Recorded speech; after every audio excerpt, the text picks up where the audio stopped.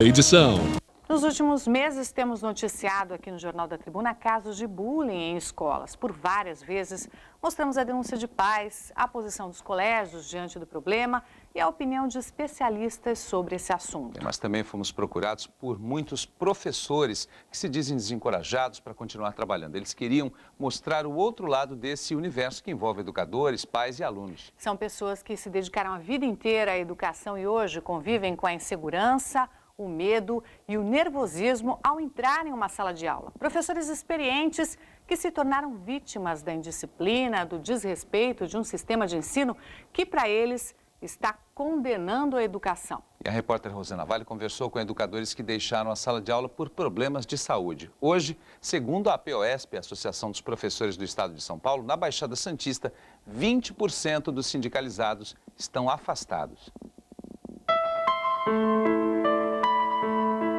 Lousa, mesas e cadeiras não se tornam uma sala de aula até que estejam aqui pessoas dispostas a ensinar. E outras a ouvir e aprender. Quando um bemol precede uma nota como esta, isso indica que a nota tem que ser tocada a meio tom abaixo. Motivados pelo mesmo idealismo e pela confiança no poder transformador da educação. Foi assim que eles iniciaram no magistério. Os professores eram valorizados.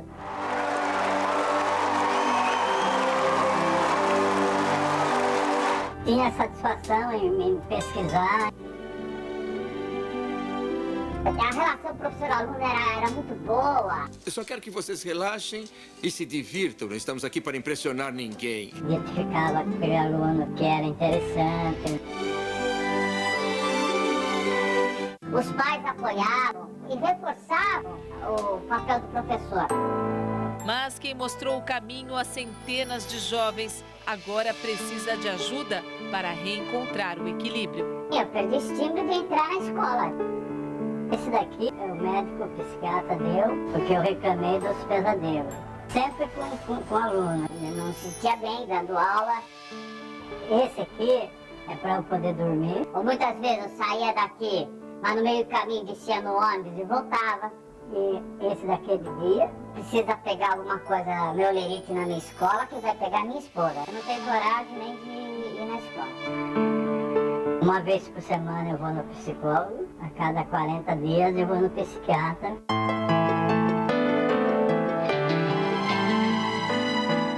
As vozes distorcidas são de profissionais que se dedicaram à carreira por mais de 20 anos. Segundo os dados da APOESP, a Associação dos Professores do Estado de São Paulo, a Baixada Santista tem 4.000 professores da rede estadual sindicalizados. E destes, 20% estão afastados por estresse, síndrome do pânico, esgotamento mental. Resumindo, são 700 professores que não aguentaram a pressão e tiveram de abandonar a sala de aula. Um colega meu, numa escola estadual de Santos, uma aluna de 13 anos, ia jogar uma carteira nele, depois o braço para trás. Ela acabou não jogando. Ele acabou tendo um princípio de infarto, tanto que tiveram que levá-lo para o hospital correndo. Se você é rígido com a disciplina, então a coisa piora. Houve um caso, o camburão teve que ir, o professor teve que entrar no camburão para ter condições de poder sair da escola. Os alunos ameaçaram bater nesse professor. Os professores dizem que também se sentem desamparados quando resolvem tomar uma atitude. Teve um caso do professor que levou um soco na cara. Ele chegou até a entrar com o processo, mas por pressões que teve. Um mês depois ele pediu para que desistisse do processo, né? O desabafo termina com a mais difícil das constatações. Perceber que a figura do professor, motivo de admiração em todas as culturas, para alguns alunos desta nova geração, deixou de ser vista como um espelho para se tornar invisível. Você fica falando, parem com isso, não façam isso, não é assim que resolve. Não responde. Te esquece. Você virou uma mesa, uma cadeira, uma coisa assim. E para falar sobre esse assunto, a gente recebe aqui no estúdio o pedagogo Edson Florentino. Boa tarde, Edson. Boa tarde, Vanessa. Boa tarde, Edson. Boa tarde, Tony. Boa tarde, telespectadores. Obrigado pela sua presença. A gente viu a situação limite em que vários professores estão vivendo, são profissionais que tiveram que se afastar das salas de aula justamente porque não suportam mais o estresse, a pressão sofrida dentro de classe. Nós sabemos que esse assunto envolve muitas coisas, poder público, família, a atuação do professor e, lógico, também dos próprios alunos. Agora, na sua opinião, que motivos, quais seriam esses motivos que podem ter levado a essa situação chegar a esse nível? É verdade, como você bem disse, são vários fatores que estão envolvidos nessa situação. O que a gente vê é, de fato, uma situação limite a que a educação está chegando e, evidentemente, que o tecido escolar está muito esgarçado, né? E esse tecido, na verdade, ele é formado por vários fios que precisam ser fortalecidos constantemente. Então, o que a gente observa é que isso é um sintoma de alguma coisa mais profunda, não é? Que necessitaria de uma intervenção mais sistemática, no sentido de resgatar e de fortalecer esses fios a que eu me referi. Então, é evidente que a situação do professor hoje é muito complicada, porque, embora nós tenhamos visto algumas ações de valorização da carreira do magistério, como o piso salarial nacional, etc., isso não tem sido suficiente, porque os professores são obrigados, às vezes, a cumprir jornadas duplas, triplas, não é? Sim, muitos inclusive reclamam justamente disso, não é, Edson, do salário, que é muito pouco diante da situação que eles enfrentam. Às vezes são 2, 3 escolas para eles conseguirem se sustentar a família. Isso também dificulta e muito a atuação do professor, é um desgaste muito grande. Né? Sem dúvida nenhuma, ninguém suporta uma carga tão grande de trabalho, principalmente uma função que requer tanto envolvimento, não é, do professor, tanto do ponto de vista físico como emocional e também intelectual, já que ele tem como responsabilidade a produção do conhecimento. Então, é evidente que o ponto central aí é como que a gente resolve essa questão da valorização da carreira do professor, né, de maneira que ele possa ter uma jornada menor. Na sua opinião, esse seria o primeiro passo? A questão da jornada? Sim, não só, não é? São Acho vários, que, claro. como eu falei, são vários fios. A gente tem que olhar também a questão da gestão, né? Como é que no interior da escola se trabalha essa questão que envolve, por exemplo, o que se espera dos alunos, o que se espera dos pais e como que se envolve os pais e a família, enfim, não é? Nesse trabalho também, quer dizer, sem ter muita clareza do que se está buscando formar, o que se espera desses alunos, como que a gente organiza, não é, as questões disciplinares que precisam ser também consideradas dentro desse espaço. Quer dizer, se o professor não encontrar dentro da escola um ambiente, um clima educacional, uma cultura educacional, né, favorável, por mais boa vontade que ele tenha, ele também não consegue realizar esse trabalho. Edson, hoje pela manhã, a repórter Audrey Cleis conversou com uma psiquiatra, a psiquiatra Denise dos Santos Franco, sobre uma síndrome que leva ao afastamento aí de muitos professores do trabalho. A síndrome de burnout é um conjunto, né, de sintomas, né, existentes num esgotamento, né, total, proveniente de um estresse contínuo e prolongado sobre o trabalhador. Quais os fatores que levam os professores a terem a síndrome de burnout? A dificuldade de manter, né, a ordem na sala de aula, a dificuldade ou aquele aluno entender que existe uma regra naquela sala, que a regra tem que ser seguida, que existe o período de brincar, existe o período de parar e prestar atenção. Tem alunos que agem de forma agressiva com o professor, existem essas queixas, né, de professores que estão sendo ameaçados fisicamente, não só psicologicamente, mas fisicamente por alguns alunos. Não é a maioria, mas tem havido alguns casos de queixas. E, assim, a necessidade, às vezes, de uma associação entre o professor e a direção num caminho único em lidar com esses alunos e a família desses alunos. Pois é, Edson, a psiquiatra falou justamente o que você havia acabado de comentar, né? Da falta de diálogo, dessa falta de diálogo entre o professor, a direção, a família dos alunos, né? Que isso com certeza é fundamental. Como é que a escola pode então diminuir essa distância entre família, professor, a própria direção. Isso é possível? Absolutamente possível. Eu acho que a gente tem exemplos aí, a literatura educacional, as pesquisas têm revelado aí experiências de sucesso, né? E elas estão muito centradas na maneira como os gestores articulam a comunidade escolar no sentido dos propósitos educacionais que se tenha, não é? Então, a questão é que, muitas vezes, esses propósitos não são claros, não é? E eles precisam ser compartilhados e discutidos por meio, por exemplo, do fortalecimento dos conselhos da escola, não é? Hoje, a legislação exige que as escolas tenham os seus conselhos, onde haja representação de pais, de alunos, dos professores da escola, para se discutirem os rumos que são desejados para aquela comunidade que é atendida, né? Em outras palavras, se discute o currículo, não é?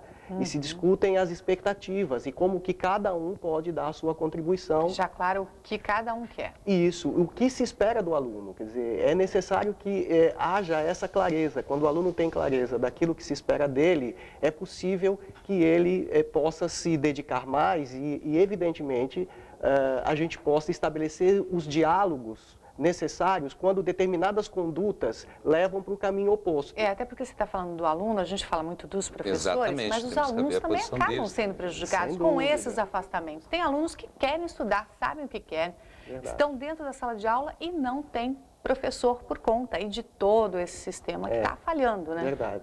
Queria que você fizesse uma análise aqui. Olha, a gente tem umas mensagens via Facebook, o www.facebook.com/TV Tribuna.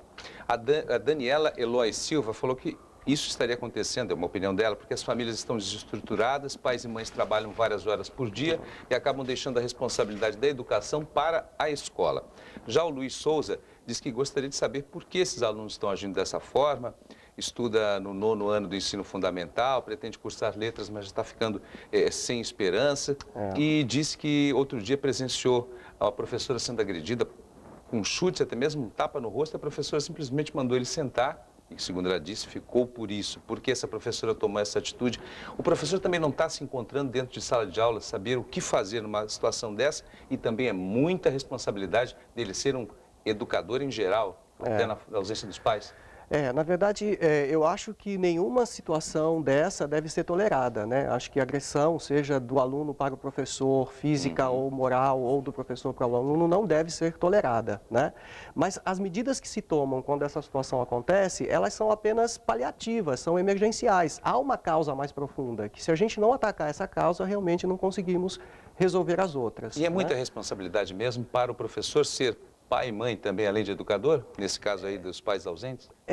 Na verdade a gente tem que discutir melhor essa questão do que é família estruturada. Hoje o conceito de família é muito amplo, não é? Como é que quando a gente fala de família estruturada, o que a gente está pensando? Hoje trabalhar é uma necessidade para os pais. Então, me parece que a questão esteja exatamente no aspecto do envolvimento desses pais ou de grupos de pais que efetivamente atuem dentro da escola, junto com o diretor, sendo parceiro do diretor, né, e dos demais gestores, no sentido de se alcançar os objetivos de educação que se tem estabelecidos no projeto da escola. Então, esses programas aí de fim de semana que de repente congregam pais e alunos, isso é uma boa saída também? Isso é uma boa estratégia, abrir a escola para a comunidade, mas não apenas abrir a escola para a comunidade no sentido de os pais irem lá reformar uma coisa, pintar a escola. Isso é bom, mas não só, os pais também têm que participar da discussão do currículo, dos processos de avaliação, do conteúdo, de como que eles podem, em casa, não é,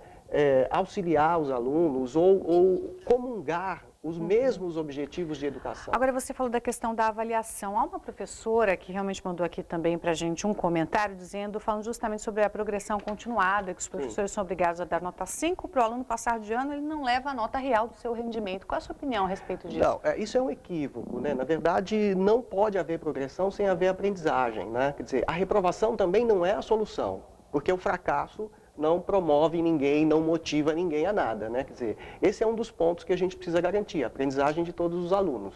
Agora, garantir a aprendizagem não é aprovar sem que o aluno tenha o conhecimento. Então, como é que a gente resolve essa equação, não é? Hoje a gente tem o IDEB. O IDEB é o Índice de Desenvolvimento da Educação Básica, que todas as redes possuem, todas as escolas possuem. Nós temos que nos debruçar sobre esse indicador, verificar o que ele nos diz em termos de fragilidades e de potencialidades, e a partir daí fazer a gestão da escola considerando esses resultados. Não é? Então, não é promover o aluno, mas também não é reprovar indiscriminadamente. A reprovação também não é metodologia de ensino. É preciso o equilíbrio. É preciso o equilíbrio. O aluno que é multirrepetente não é necessariamente o aluno que tem o maior desempenho. Isso os exames nacionais vêm revelando. Não é? Então, a gente precisa buscar uma equação disso. O aluno tem que ter sucesso, mas também o sucesso, ou seja, a aprovação sem a aprendizagem, nada resolve. Agora, Edson, apesar de todas as dificuldades, há escolas aí, felizmente, que conseguiram harmonizar essa relação entre professores, alunos e pais, não é isso, Tony? É verdade, Vanessa. Edson, a repórter Audrey Clay está numa dessas escolas aí, Escola Estadual Fernando de Azevedo. Boa tarde, Audrey. Boa tarde, Tony. Boa tarde, Vanessa. Boa tarde a todos. Aqui na Escola Estadual Fernando de Azevedo, no Jardim Castelo, na Zona Noroeste, em Santos, tem 1.200 alunos nos 3 períodos, manhã, tarde e noite. Eu vou começar mostrando primeiro a estrutura da escola. A gente observa nas paredes da escola que não há nenhum risco, nenhuma pichação. A gente observa a mesma situação nas salas de aula. Os alunos preservam as salas de aula. Na verdade, os alunos se tornaram aqui vigias. Eles gostam de estudar aqui, então eles preservam toda a estrutura. O mesmo acontece aqui na biblioteca. Olha só, essa sala aqui é usada também para a sala de estudo. O que está acontecendo aqui com a professora agora? E vários livros em ótimas condições. Nós temos também aqui, deste outro lado, o laboratório de biologia, onde os alunos aproveitam para fazer diversos experimentos com os professores. Aqui onde eu estou, onde eu vou entrar agora, é o laboratório de multimídia. Olha só que gostoso, os alunos aproveitam para... Lá na classe eles estudam a teoria e aqui eles colocam em prática. Isso tudo só foi possível, logicamente, por causa da verba do Estado, mas principalmente pela força do Conselho de Escola, que se formou aqui e que realmente é muito forte. Eu vou apresentar para vocês agora os personagens desta história, que são os alunos, a comunidade, os professores e a diretoria. Eu estou aqui com a diretora Rosete Itagiba, que faz parte desse corpo aqui. Como que a senhora conseguiu tudo isso? 8 anos na escola e um grande sucesso. Como você disse, a participação do Conselho de Escola é importantíssima. Nossos pais, os familiares são bem participantes, os professores e os nossos alunos. Ter um projeto político-pedagógico delineado faz com que os alunos saibam para que vieram, o que eles vão conseguir para o futuro através deles, e os pais, com esse conhecimento, nos ajudam, e essa parceria só pode dar em sucesso.